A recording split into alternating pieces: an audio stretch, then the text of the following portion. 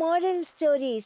மைதிலிபுரம் ராஜ்யத்தோட தெற்கு பக்கமா நர்மதா நதிக்கரையோரமா ரங்கநாதபுரம் அப்படின்னு ஒரு அழகான வளமான கிராமம் இருந்துச்சு. மைதிலிபுரத்தோட மகாராஜா ஒவ்வொரு ஊருக்கும் ஒவ்வொரு அதிகாரி நியமிச்சாரு. அப்படி ரங்கநாதபுரத்துக்கு அதிகாரியா ஜமீன்தார் கஜபதி வர்மாவை ஊரோட எல்லா வேலைகளையும் கவனிக்கிறதுக்கு நியமிச்சாரு. அவருகிட்ட பணியாளா சிவையான்னு ஒருத்தர் வேலை பார்த்தாரு. சிவையா, நம்ம மக்காச்சோள தோட்டத்துல யாரையோ பாம்பு கடிச்சிருச்சாமே, இப்ப எப்படி இருக்கு? ஆமாயா, உடனடியா வைத்தியர்கிட்ட தூக்கிட்டு போய் காட்டினோம். உயிருக்கு எந்த விதமான ஆபத்தும் இல்ல. அப்படியே அவர் வீட்டுல கூட்டிட்டு போய் விட்டுட்டு வந்தோம். அப்படி அதை பத்தி மொத்த விவரமும் சொல்றான் சிவையா.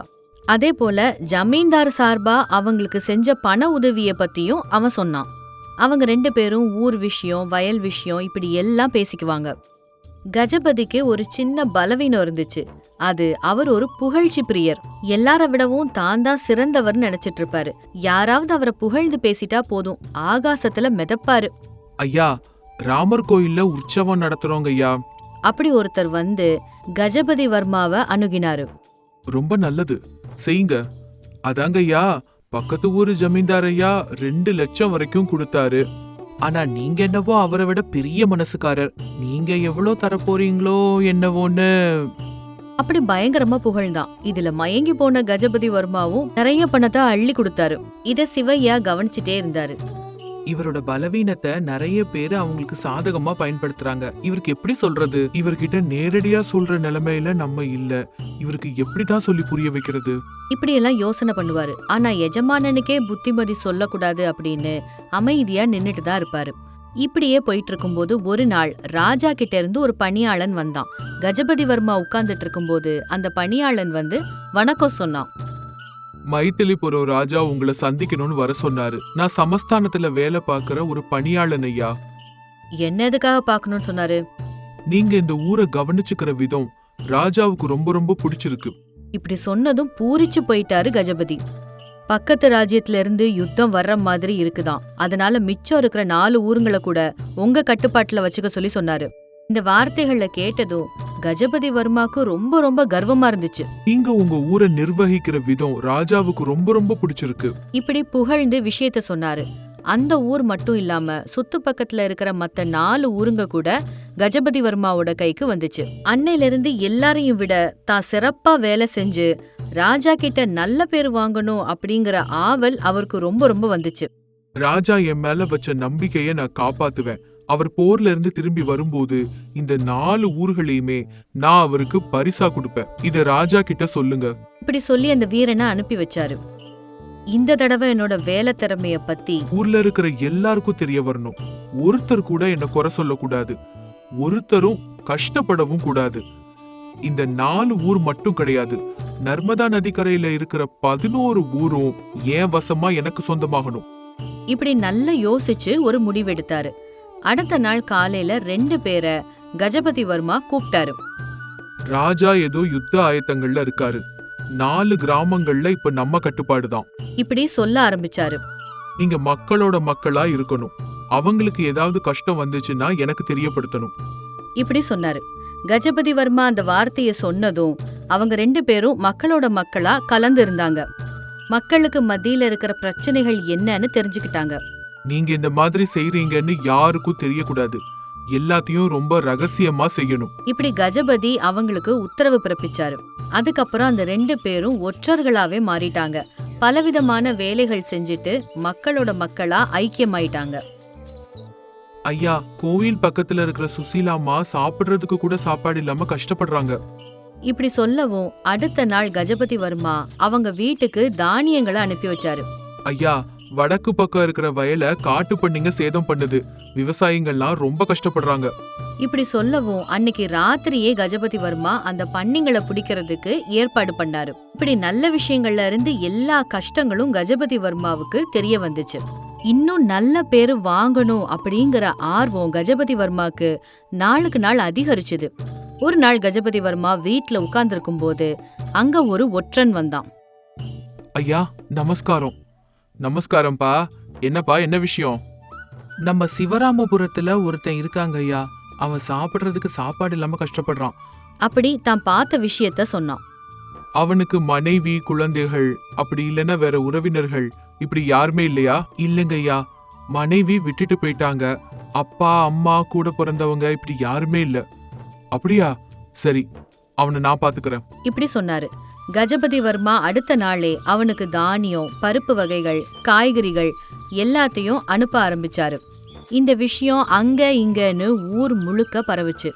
நமக்கு ஏதாவது கஷ்டம் வந்தா போதும், ஜமீன்தார் ஐயாவே பாத்துக்குவாரு. இந்த நம்பிக்கை ஊர் மக்கள் மனசுல பரவுச்சு. அது நல்லதா போறதை விட தீமையா அதிகம் பரவுச்சு. வேலை செய்ய வேண்டிய அவசியம் என்ன இருக்கு? அத ஜமீன்தாரே எல்லாம் அனுப்பி வைக்கிறாரு. இப்படி நினைச்சாங்க. அவங்க வேலை செய்யறதையே நிறுத்திட்டாங்க. வரிகளும் குறைஞ்சு போச்சு. வேலை செய்யாம பயிர்கள், விவசாயம் எல்லாம் நின்னு போச்சு.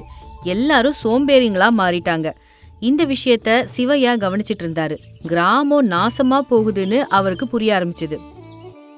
இந்த விஷயத்த உடனடியா ஜமீன்தார் கிட்ட சொல்லணும், இல்லைன்னா கிராமம் முழுசும் இப்படி நாசமா போயிடும். ஜமீன்தார் இவங்கள தவறான முறையில வழி நடத்துறாரு. எப்படியாவது ஜமீன்தார இந்த பழக்கத்தை விட்டுட செய்யணும். இப்படி மனசுல நினைச்சுக்கிட்டு ஜமீன்தார் கிட்ட போனாரு. அவர் அங்க போய் நின்ன சமயத்துல கஜபதி வர்மா கிட்ட அப்பதான் 2 ஒற்றர்கள் அங்க நின்னுட்டு இருந்தாங்க. அவங்க ஊர்ல உள்ள பிரச்சனைகள், மக்கள் கிட்ட இருக்கிற பிரச்சனைகள் எல்லாத்தையும் சொல்லிட்டு இருந்தாங்க. எந்த பிரச்சனை இருந்தாலும் சரி, அது உடனடியா தீர்க்கறதுக்கு முயற்சி பண்ணுங்க. யாருக்கும் எந்த கஷ்டமும் இருக்க கூடாது, எல்லாரும் சந்தோஷமா இருக்கணும். அப்படி கட்டளை பிறப்பிச்சாரு. அவங்க 2 பேரும் அங்கிருந்து போனதுக்கு அப்புறம் சிவையா வந்தாரு. என்ன சிவையா, உன்னை பார்த்து ரொம்ப ரொம்ப நாளாயிடுச்சு, எப்படி இருக்க? அப்படி அவரோட நலத்தை எல்லாம் விசாரிச்சாரு. அது எல்லாத்துக்கும் சிவையா மரியாதையோட வணக்கம் சொல்லிட்டு பேசினாரு. சரி, என்ன விஷயம்? ஐயா, உங்ககிட்ட ஒரு விஷயம் சொல்லணுங்க. விஷயமா? சொல்லு, என்ன விஷயம்? வயல்ல ஏதாவது பிரச்சனையா? ஐயா, எல்லா சின்ன சின்ன விஷயங்களையும் நிவர்த்தி பண்ணணுங்கிற உங்களோட எண்ணம் ரொம்ப நல்லதுதான். ஆனா அதுல தீமையும் இருக்கு. மக்கள் வேலை செய்யறதையே நிறுத்திடலாம். இப்படி சொல்லிட்டு இருக்கும் போதே கஜபதி வர்மா நடுவுலயே நிறுத்தினாரு. சிவையா, பெரிய பெரிய காரியங்கள் நடக்கும்போது இந்த மாதிரி சின்ன சின்ன தப்புகள் நடக்கும். அது எல்லாத்தையும் பூத கண்ணாடி வச்சு பார்க்க கூடாது. இப்படி சொல்லவும் சிவையாவுக்கு என்ன சொல்றதுன்னு எதுவுமே புரியல. நீ அத பத்திலாம் யோசிச்சுட்டு இருக்காம உன் வேலையை மட்டும் பாரு. இப்படி சொல்லி கஜபதி வர்மா அங்கிருந்து போயிட்டாரு. ஒரு வேலைக்காரன் இடத்துல இருக்கிற சிவையா இதுக்கு மேல என்ன சொல்றதுன்னு தெரியாம அவரும் போயிட்டாரு. இந்த மாதிரியே இன்னும் கொஞ்ச நாட்கள் போச்சு. நம்ம வேலை செய்யணுங்கிற அவசியம் என்ன இருக்கு? அதான் நம்ம ஜமீன்தார் ஐயா எல்லாம் பாத்துக்கிறாரு. இந்த மாதிரி மக்கள் பேசுறத சிவையா கவனிச்சுக்கிட்டு தான் இருந்தாரு. ஒரு நாள் கஜபதி வர்மா சிவையாவை கூப்பிட்டு அனுப்புனாரு. சிவையாவும் அவர்கிட்ட வந்தாரு. ஐயா, கூப்பிட்டு அனுப்பிச்சிங்களா? சிவையா, நம்ம சோள பயிர்கள்லாம் இருக்குல்ல, அது அறுவடைக்கு தயாரா இருக்கா? ஆமாங்க ஐயா, நாளைக்கு வேலைக்காரங்களை வர சொல்லி அறுவடை பண்ணிருங்க. நல்ல விலை வந்திருக்கு, இப்பவே வித்துடலாம். இப்படி சொன்னாரு. சரிங்க ஐயா அப்படின்னு சொல்லி சிவையா வெளியில போயிட்டாரு. ஜமீன்தாருக்கு ஒரு நல்ல பாடம் கற்பிக்க இதுதான் நல்ல சந்தர்ப்பம்னு சிவையா நினைச்சாரு. உடனே தன்னோட மனசுல இருந்த திட்டத்தை அமல்படுத்த ஆரம்பிச்சாரு. ரொம்ப நாட்கள் ஆகியும் சிவையா கிட்ட இருந்து எந்த பதிலும் வரலன்னு ஜமீன்தாருக்கு எதுவும் புரியல. ரொம்ப குழப்பத்துல அவர் தனக்குத்தானே இந்த மாதிரி, என்ன அறுவடை இன்னும் செய்யவே இல்லையா? சிவையா ஏன் எதுவுமே செய்யாம இப்படி அமைதியா இருக்காரு? இப்படி நினைச்சிட்டு கஜபதி வர்மா நேரடியா வயலுக்கு போனாரு. ஆனா அங்க சிவையா மட்டும் தனியா உட்கார்ந்துட்டு இருந்தாரு. பயிரெல்லாம் அறுவடை செய்யாம அப்படியே இருந்துச்சு. அத பார்த்து கஜபதி வர்மாக்கு கோபம் வந்துச்சு. சிவையா, என்னது இது? அது சொல்லுங்க ஐயா, நான் எல்லாத்தையும் அறுவடை பண்ண சொன்னேன்ல, இதுதான் நீ பண்ற வேலையா? அப்படின்னு ரொம்ப கோவமா கேட்டாரு. ஐயா, கஷ்டம் வந்தா ஜமீன்தார் ஐயா பாத்துக்குவாராம். அதனால வேலை செய்ய வேண்டிய அவசியம் என்ன இருக்குன்னு யாருமே வேலைக்கு வரல. இப்போ என்னோட கஷ்டம் கூட என்னைக்காவது ஒரு நாள் உங்களுக்கு தெரிய வரும்னு இந்த சோளப்பயிர் பக்கத்திலேயே உட்கார்ந்திருந்தேன். இப்படி உள்ளத உள்ளபடி வெளிப்படையா பயம் இல்லாம அவர் சொல்லிட்டாரு. தனக்குன்னு வந்தாதான் வலி தெரியும்னு சொல்ற மாதிரி ஜமீன்தாருக்கு இப்ப விஷயம் என்னன்னு புரிஞ்சிருச்சு. அவர் பண்ண தப்பு என்னன்னு அவருக்கு நல்லாவே தெரிஞ்சிருச்சு. அன்னையிலிருந்து ஒவ்வொரு விஷயத்துக்கும் உதவி செய்யாம தேவைப்படுறவங்களுக்கு மட்டுமே உதவி செஞ்சாரு. மீன்களை கொடுக்கறத விட மீன் பிடிக்க எப்படின்னு கத்து கொடுக்கறது தான் ரொம்ப சிறந்ததுன்னு புரிஞ்சுக்கிட்டாரு. வேலை வாய்ப்பு கொடுக்கறது, விவசாய முதலீடு கொடுக்கறது மாதிரி வேலைகளை செஞ்சிட்டு இருந்தாரு. மக்களும் மெதுமெதுவா சோம்பலை விட்டுட்டு வேலை செய்ய ஆரம்பிச்சாங்க. முன்னாடி இருந்ததை விட ஜமீன்தாருக்கு இன்னும் நல்ல பேர் வந்துச்சு. நம்ம கஷ்டப்பட்டு வேலை செஞ்சா ஜமீன்தார் நமக்கு எப்பவும் துணையா இருப்பாரு அப்படிங்கிற பேரு மெதுவா மக்கள் மத்தியில பரவ ஆரம்பிச்சுது. ஒரு பணியாளனோட புத்திசாலித்தனத்தால ஜமீன்தாருக்கு நல்ல பேர் வந்தது. அந்த கிராமத்துக்கும் நல்லது நடந்துச்சு. அதான் சொல்லுவாங்க, யாருக்கிட்ட என்ன திறமை இருக்குன்னு யாருக்குமே தெரியாதுன்னு. சுற்றிலும் நீர், அதுக்கு நடுவுல ஒரு காடு. அங்க ராகமயூரம்னு ஒரு ஆசிரமம் இருந்துச்சு. அந்த ஆசிரமத்துல ராகவ மகரிஷி பல இளைஞர்களுக்கு பல்வேறு கலைகளை கற்றுக் கொடுத்து அவங்கள நல்ல குடிமக்களா சமுதாயத்துக்கு கொடுத்துட்டு இருந்தாரு. அந்த ஆசிரமத்துல சிவானந்தம், சதானந்தம், பிரம்மானந்தம் அப்படின்னு 3 இளைஞர்கள் இருந்தாங்க. அவங்க குருநாதர் சொல்லி கொடுக்கிற எல்லா வித்தைகளையும் நல்லாவே கத்துக்கிட்டு இருந்தாங்க. ஒரு நாள் ராகவ மகரிஷி அவங்க 3 பேரையும் கூப்பிட்டு இப்படி சொன்னாரு. குழந்தைகளே, உங்களுடைய கல்வி காலம் நாளையோட முடிவடையுது. நீங்க சமுதாயத்துக்கு திரும்பி போகலாம். அப்படி குரு சொல்லவும் 3 பேரும் ஒருத்தர் பாத்துக்கிட்டாங்க. அவங்க 3 பேருமே ரொம்ப சந்தோஷமா இருந்தாங்க. நாளைக்கு சூரிய உதயமானதும் 3 பேரும் கிளம்பி போகலாம். அப்படி ராகவ மகரிஷி சொல்லவும் 3 பேருக்கும் எல்லை இல்லாத மகிழ்ச்சி வந்துச்சு. நாளையில இருந்து நிம்மதியா ஏதாவது வேலை செஞ்சு சம்பாதிக்கலாம் அப்படின்னு மனசுக்குள்ள சந்தோஷப்பட்டாங்க. ஆனா உங்களுக்கு 2 விஷயங்கள் சொல்றேன். வாழ்க்கை முழுக்க அதை ஞாபகம் வச்சுக்கோங்க. அப்படி குருநாதர் சொல்லவும் 3 பேரும் ஒருத்தர் குழப்பத்தோட பாத்துக்கிட்டாங்க. எப்பவுமே நமக்கு சொந்தம் இல்லாத செல்வத்து மேல ஆசைப்படக்கூடாது. அப்புறம் 2வது, ஆபத்துன்னு தெரிஞ்சதுக்கு அப்புறமும் கூட முட்டாள்தனமா அடி எடுத்து வைக்க கூடாது. ஜாக்கிரதையா போயிட்டு வாங்க. தீர்காயுஷ்மான் பவ. அப்படி ஆசீர்வாதம் பண்ணினாரு மகரிஷி. 3 பேரும் சரின்னு தலையாட்டினாங்க. அடுத்த நாள் சூரிய உதயம் ஆனதும் சிவானந்தம், சதானந்தம், அப்புறம் பிரம்மானந்தம் 3 பேருமே மகரிஷிக்கு வணக்கம் சொல்லிட்டு ஊருக்கு புறப்பட்டாங்க. ஒரு காட்டுல பேசிக்கிட்டே நடந்து போயிட்டு இருந்தாங்க. 3 பேரோட முகத்திலயுமே புன்னகை தாண்டவமாடுச்சு. நண்பர்களே, நான் ஊருக்கு போனதுக்கு அப்புறமா மாங்காய் வியாபாரம் பண்ணலான்னு இருக்கேன். நான் ஒரு மளிகை கடை வைக்கலான்னு இருக்கேன்பா. 2 பேரும் அவங்களோட வியாபாரத்தை பத்தி பேசிட்டு வரும்போது பிரம்மானந்தம் மட்டும் எதுவுமே பேசாம வந்தான். என்னடா நீ எதுவுமே பேசாம வர? உன்னோட வியாபாரத்தை பத்தி எதுவுமே சொல்ல மாட்டியா? நம்ம போட்டிக்கு வந்துருவோன்னு பயப்படுறானோ என்னவோ. அப்படியே சிரிச்சிட்டே போயிட்டு இருந்தாங்க. ஐயோ, அப்படிலாம் இல்லடா, நான் விவசாயம் பண்ணலான்னு நினைச்சிட்டு இருக்கேன். அப்படி மனசுல இருக்கிறத ரொம்ப அமைதியா வெளிப்படுத்தினா பிரம்மானந்தம். விவசாயமா? அது என்ன நண்பா, உனக்கு தான் எல்லா வித்தைகளும் நல்லாவே தெரியுமே, அப்புறம் ஏன் விவசாயம்? அப்படி 2 பேருமே ஆச்சரியமா கேட்டாங்க. அது என்ன நண்பா, வித்தைகள் தெரிஞ்சுக்கிட்டா விவசாயம் பண்ணக்கூடாதா? படிப்புங்கிறது நல்ல நடத்தையும் நல்ல பண்பையும் கத்துக்கிறதுக்காக மட்டும்தான். வேலைக்காக படிக்க வேண்டிய அவசியம்னு என்ன இருக்கு? பணம் சம்பாதிக்கிறது மட்டும்தான் நம்மளோட லட்சியம் நினைச்சிருந்தா சின்ன வயசுலயே ஏதாவது கூலி வேலைக்கு போயிருப்போம் இல்லையா? அப்படி கேட்டான். இது கேட்டதும் மத்த 2 பேருக்கும் வாயிலிருந்து வார்த்தைகளே வரல. அப்படி அந்த 3 பேரும் மாணவர்களா இருந்து இப்ப பயணிகளா மாறி நடந்துட்டே வந்துட்டு இருந்தாங்க. அப்படி அவங்க வரும்போது அவங்களுக்கு தங்க நகைகள் நிரம்பிய ஒரு பெரிய மூட்டை கிடைச்சது. அந்த மூட்டைய 3 பேருமே எடுத்து பார்த்தாங்க. அந்த தங்கத்தை பார்த்ததும் 3 பேரும் ஆச்சரியப்பட்டாங்க. இவ்ளோ அடர்ந்த காட்டுக்குள்ள இவ்ளோ நகைங்க எப்படி வந்துச்சு? யாரோடதா இருக்கும்? யாராவது தெரியாம தவற விட்டுருப்பாங்களா? அப்படி யோசிச்சான் பிரம்மானந்தம். நண்பா, இந்த காட்டை சுத்தி சுத்தி தண்ணி தான் இருக்கு. இங்க ஆசிரமத்தை தவிர வேற எதுவுமே இல்ல. இங்க வேற யாரு வருவாங்க? இது கண்டிப்பா தவற விட்ட தங்கமா இருக்கவே முடியாது. அப்போ இந்த தங்கம் யாரோடது? அப்படி 3 பேரும் ஏதேதோ யோசனை பண்ணிட்டு இருந்தாங்க.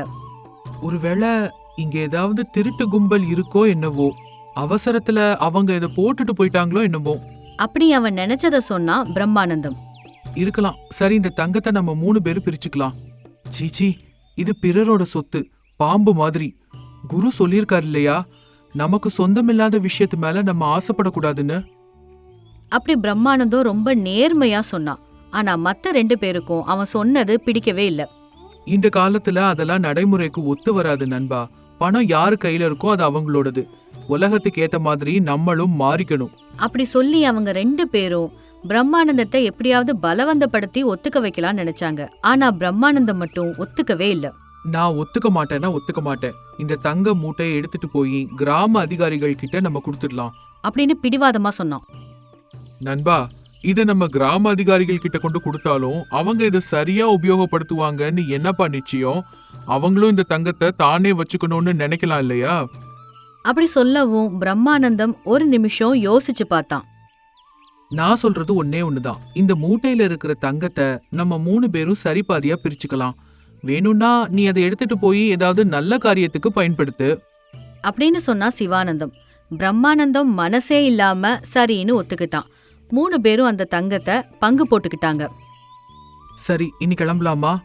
இங்கேயே நமக்கு இவ்ளோ மூட்டை நிறைய தங்கம் கிடைச்சிருக்குன்னா இந்த பாதையிலேயே போனா இன்னும் எவ்வளோ தங்கம் கிடைக்குமோ? இப்படி ஒரு கேள்வியை எழுப்புனா சிவானந்தம். இத கேட்டதும் பிரம்மானந்தம் ரொம்ப ரொம்ப ஆச்சரியப்பட்டு போனான். சதானந்தம் மட்டும் கொஞ்சம் இதுல ஆர்வம் காட்டுனான். இந்த வழியிலேயே போனா இன்னும் நிறைய தங்கம் கிடைக்கும். இப்படி சொல்லவும் பிரம்மானந்தத்துக்கு நிஜமாவே ரொம்ப கோவம் வந்துருச்சு. நண்பர்களே, இந்த பாவ சொத்தை எடுத்துட்டதே பெரிய பெரிய தப்பு. பேராசை எல்லாத்தையும் விட ரொம்ப ஆபத்தானது. கிடைச்ச வரைக்கும் சந்தோஷப்பட்டுட்டு இங்க இருந்து நம்ம கிளம்பி போயிடலாம் வாங்க. அப்படி அவங்கள எச்சரிக்கை பண்ணா. ஆனா சிவானந்தம் மட்டும் இப்படி சொன்னான். திறமை இல்லாதவன் தான் இந்த மாதிரி வாய்ப்பை தவற விடுவான். நான் வாய்ப்பை வேணா தவற விட்டவனா இருக்கலாம், ஆனா நற்பண்புகளை இழந்தவனா கண்டிப்பா இருக்க மாட்டேன். அப்படி தைரியமா சொல்லிட்டு அங்கிருந்து கிளம்பி போயிட்டான் பிரம்மானந்தம். இவங்க 2 பேரும் மட்டும் இன்னும் தங்கத்தை தேடி அந்த பாதையில போனாங்க. அந்த பாதையில அவங்களுக்கு சின்ன சின்ன நகைங்க அங்கங்க கிடைச்சது. இந்த பாதையில தான் போயிருப்பாங்க போல. ஆமா, இன்னைக்கு நமக்கு ஏதோ அதிர்ஷ்டமான நாள் போல. அப்படி இவங்க 2 பேரும் மகிழ்ச்சியோட போயிட்டு இருந்தாங்க. பிரம்மானந்தம் மட்டும் காட்டை கடந்து நதியை கடந்து ஊருக்கு போய் சேர்ந்தான். இவங்க 2 பேரும் நடந்து மெதுவா திருடர்களோட குகை முன்னாடி போனாங்க. அந்த குகை பக்கத்துல 2 நாய் காவல் இருந்துச்சு. நண்பா, இந்த இடம் என்னவோ ரொம்ப ஆபத்தானதுன்னு தோணுது. ஆபத்தெல்லாம் கடந்து வந்தாதான் இந்த உலகம் நம்மள அங்கீகரிக்கும். உனக்கு பயமா இருந்துச்சுன்னா நீ தாராளமா திரும்பி போலாம். அந்த பிரம்மானந்தம் மாதிரி நீயும் இந்த வாய்ப்பை தவற விட போறேன்னு நான் நினைக்கிறேன். அப்படி சொல்லவும் சதானந்தம் கொஞ்சம் தைரியத்தை வரவழைச்சுக்கிட்டு சிவானந்தத்து கூடவே போனான். ஆனா அங்க ஏற்கனவே பசியோட இருந்த நாய்கள் சதானந்தத்தை துரத்த ஆரம்பிச்சது. முள்ளு குத்துனதையோ இல்ல அவன்கிட்ட இருந்த தங்கம் கீழே விழுந்ததையோ பொருட்படுத்தாம ஓடியே போனா சதானந்தம். நாய்கள் அவனை கடிச்சது, ஆனா எப்படியோ தப்பிச்சிட்டான். சிவானந்தம் மட்டும் ரொம்ப தைரியமா அந்த குகைக்குள்ள நுழைஞ்சான். அங்க நிறைய தங்க நகைகள், வைரங்கள், அப்புறம் தங்க நாணயங்களும் இருந்துச்சு. ஆஹா, இவ்ளோ செல்வங்களா! இதெல்லாம் யாருக்கு சேரணுங்கிறது முன்னாடியே எழுதப்பட்டிருக்கும். இது எல்லாமே இப்ப எனக்கு சொந்தம். அப்படியே சிரிச்சுக்கிட்டு கூத்தாடுனா. எல்லாம் எனக்கு தான், எல்லாமே எனக்கு தான் அப்படின்னு ஆனந்தத்துல துள்ளி குதிச்சான். அந்த செல்வத்தை எல்லாம் மூட்டையா கட்டிட்டு இருக்கும்போது திருடர்கள் அங்க வந்துட்டாங்க. அந்த திருடர் கூட்டத்தோட தலைவன் கங்காராம் அங்க வந்தான். டேய், யாரா நீ? எங்களோட இருப்பிடத்துக்கே வர்றதுக்கு உனக்கு எவ்வளவு தைரியம் இருக்கணும் அப்படின்னு கோவமா கேட்டான். சிவானந்தத்தோட இதயம் ஒரு நிமிஷம் நின்னே போச்சு. அது அது வந்து அது அப்படி தட்டு தடுமாற ஆரம்பிச்சான். சிவானந்தத்துக்கு உள்ளுக்குள்ள புரிஞ்சிடுச்சு. அவனுடைய கடைசி நேரம் நெருங்கி வந்துருச்சுன்னு முடிவு பண்ணனான். ஏண்டா, நாங்க கஷ்டப்பட்டு திருடிட்டு வந்தா நீ எங்க கிட்டே இருந்து அதை திருடிட்டு போலான்னு பாக்குறியா? டேய், இவன் இங்க இருந்து உயிரோட வெளியில போக கூடாது. அப்படி சொல்லவும் கங்காராமோட ஆட்கள் கொதிச்சு எழுந்து சிவானந்தத்தை அடிச்சாங்க. பிராணம் போற வரைக்கும் துன்புறுத்தி அடிச்சாங்க. பேராசை பிடிச்ச சிவானந்தம் அந்த குகையிலேயே தன்னோட உயிரை விட்டுட்டான். சதானந்தம் மட்டும் ஏதோ காயங்களோட வெளியில போய் எப்படியோ உயிர் பொழைச்சுக்கிட்டான். பிரம்மானந்தமோ எந்த கவலையும் இல்லாம தனக்கு கிடைச்ச தங்கத்தை வச்சு முதல்ல ஒரு நிலம் வாங்கினாரு. மீதி பணத்தை கஷ்டப்படுறவங்களுக்கு கொடுத்துட்டாரு. அந்த நிலத்துல விவசாயம் பண்ணி நேர்மையாவும் உண்மையாவும் வாழ ஆரம்பிச்சாரு. அப்படியே விவசாயம் செஞ்சிட்டு இருக்கும்போது ஒரு நெல் வியாபாரியோட நல்லபடியான ஒரு உறவை ஏற்படுத்திக்கிட்டாரு. அவங்க உறவும் நல்ல பலப்பட்டுச்சு. ராமமூர்த்தி ஐயா, இந்த குவியல்ல மொத்தமா 100 மூட்டை கொண்டு வந்திருக்கேன். அப்புறம் வர கோடை காலத்துல தர்பூசணி பழங்களும் அனுப்புறேன். அப்படி சாமர்த்தியமா பேசி நல்ல சம்பாதிக்கவும் ஆரம்பிச்சாரு. பிரம்மானந்தத்தை பத்தி ஊர்ல இருக்கிற எல்லாரும் நல்ல விதமா பேச ஆரம்பிச்சாங்க. இத கவனிச்ச ராமமூர்த்தி தனக்கு இருந்த ஒரே மகளை பிரம்மானந்தத்துக்கு திருமணம் பண்ணி கொடுக்கலான்னு முடிவு பண்ணினாரு. என் பொண்ணை மட்டும் இல்லையா, என்னோட வியாபார சாம்ராஜ்யம் மொத்தத்தையும் உன் கையில கொடுக்கலான்னு நான் நினைக்கிறேன். என்னோட நம்பிக்கையை நீதான் நிலைநாட்டணும் அப்படின்னு சொன்னாரு. பிரம்மானந்தம் ரொம்ப சந்தோஷமா குடும்பத்தை கவனிச்சுக்கிட்டு வாழ்க்கையை நடத்திட்டு இருந்தாரு. வியாபாரமோ 3 பூ 6 காய் போல தினந்தோறும் செழிச்சு செழிச்சு வளர்ந்துச்சு. கடவுளும் வியாபாரத்தோட சேர்ந்து குடும்பத்தையும் ஆசிர்வதிச்சாரு. பிரம்மானந்தம் தம்பதியர்களுக்கு ஒரு மகனும் ஒரு மகளும் பிறந்தாங்க. அவனோட பிள்ளைங்க, அப்பா அப்பா ஏதாவது கதை சொல்லுப்பா, சொல்லுப்பா, கதை சொல்லு அப்படி அடம் பிடிச்சாங்க.